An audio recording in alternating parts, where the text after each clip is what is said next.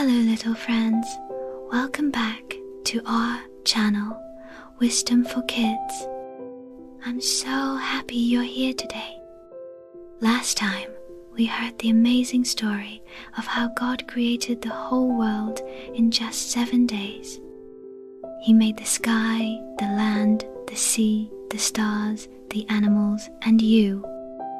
Isn't that amazing? Well, today we're going to zoom in and take a closer look at the very special place God made for the first people, Adam and Eve. It was the most beautiful garden the world has ever seen. Today's story is called the Garden of Eden. Let's dive into Genesis chapter 2 together. Are you ready? Let's go! Episode 2, the Garden of Eden, Genesis chapter 2, verses 4-25.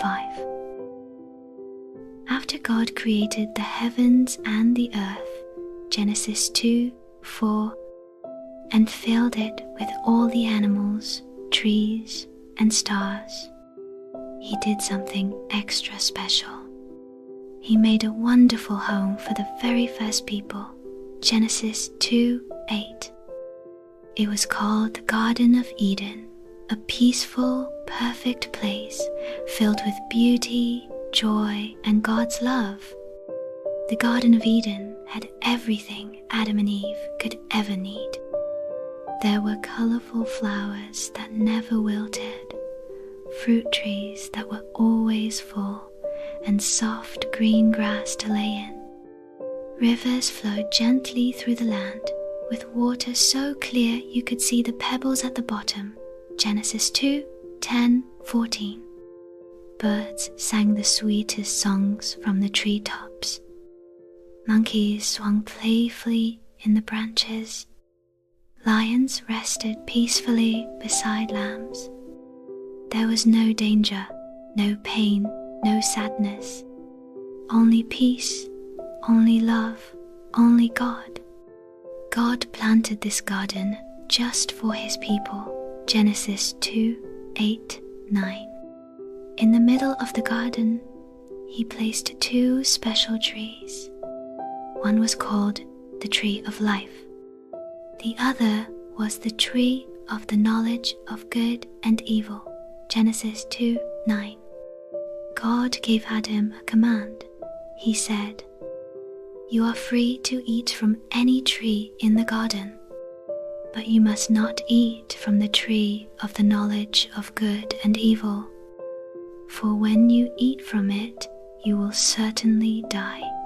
Genesis 2:16-17. It was a simple rule because God wanted Adam and Eve to trust Him. He didn't want them to learn about evil by doing something wrong. He wanted them to know only goodness, only joy. God also gave Adam a very important job. He said, "Take care of the garden, watch over it, keep it beautiful." And Adam did, Genesis 2:15. He walked with the giraffes, fed the birds, splashed in the rivers, and named every single animal. I'll call you elephant. And you, kangaroo. What a fun name, hippopotamus. Adam was busy, happy, and doing the work God gave him. But something was missing. God saw that Adam was alone, Genesis 2:18. And even though the animals were wonderful, none of them were quite like Adam. He needed someone to be his partner, a friend, a helper, someone special just for him. So God made Adam fall into a deep sleep, Genesis 2:21. While Adam was sleeping, God gently took one of his ribs. He used it to create the very first woman, Eve. When Adam woke up and saw Eve, he was filled with joy. "At last," he said, "this is now bone of my bones and flesh of my flesh," Genesis 2:23. God had given him the perfect companion. Adam and Eve were the first husband and wife. God brought them together to love each other, care for each other, and take care of the garden together. Genesis 2:24. They were one, a team made to live in joy and peace. And the best part? Adam and Eve didn't just live in a beautiful garden. They walked and talked with God himself. He would come to them in the garden, speak to them, laugh with them, and be their friend. Can you imagine walking with God every day? They weren't afraid. They weren't shy. They were safe in God's love. They didn't even wear clothes, but they weren't embarrassed. There was no shame, only innocence and happiness. Genesis 2:25. Everything was good. Everything was perfect. Adam and Eve had everything they needed. The garden gave them food, fun, friendship, and God. They had the tree of life. They had each other. And they had God's one simple rule: do not eat from the tree of the knowledge of good and evil. For a time, Adam and Eve trusted God completely. They followed his ways. They cared for the animals. They cared for each other. They listened to God.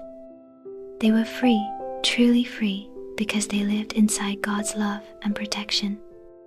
Let's imagine what a day in the Garden of Eden might have looked like. Adam and Eve wake up to the soft glow of the morning sun.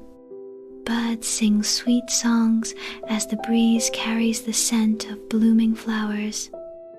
They enjoy fresh fruit from the trees, juicy grapes, crisp apples, and sweet figs.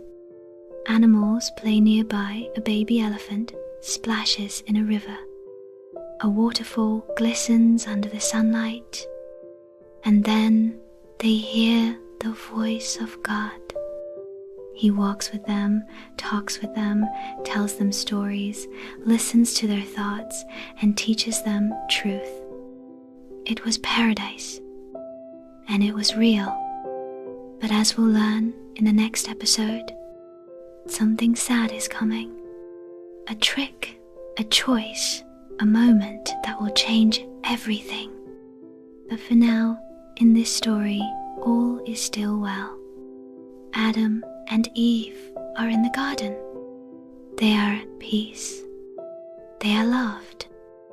And God is with them.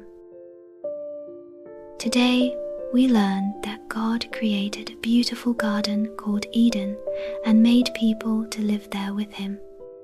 He gave Adam and Eve everything they needed, including each other. He gave them love, purpose, and joy. And guess what? Just like Adam and Eve, you were made to live in friendship with God. He wants to walk with you, talk with you, and share his heart with you. He made you special, and he wants you to trust him.